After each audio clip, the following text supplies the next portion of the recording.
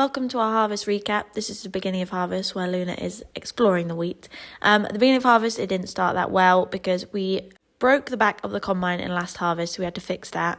The wheat was starting to look ready, which was slightly panicky because we also didn't have a fan to dry the wheat. So we also had to put in a new fan because our fan of like 30 years had died. So it was time for a new one, which was a shame because they're very expensive and farmers don't have a lot of extra cash, especially just before harvest. But anyway, this went in the shed and it was absolutely fine in the end, but it did take a lot of manoeuvring to get in and wasn't ideal as it was such a big machine, and if you can see, it's sort of hanging from chains, so it was a very scary operation to get in the shed.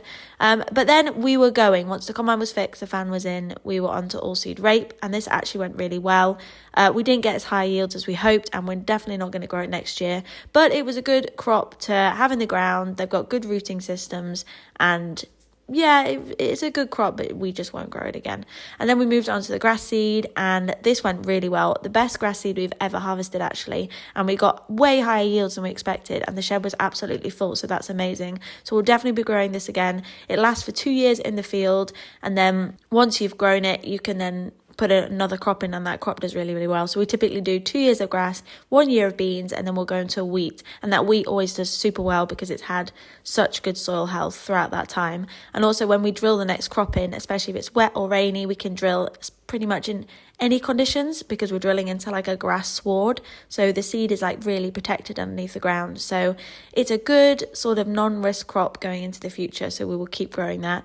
And this was some of the poorer yields of some of the sandy land, so this is not a good representation of what it looked like. And then we went on to our wheat, and this actually did really well, but yields were not as high as we thought, which was a shame. And our last crop were boats, so beans and oats. This was the beans that we harvested. At this point we'd separated them, hence why you can't see the oats, but we were pretty happy with the bean sample. And then this is what they look like in the field, so a mixture of beans and oats all the way throughout the field.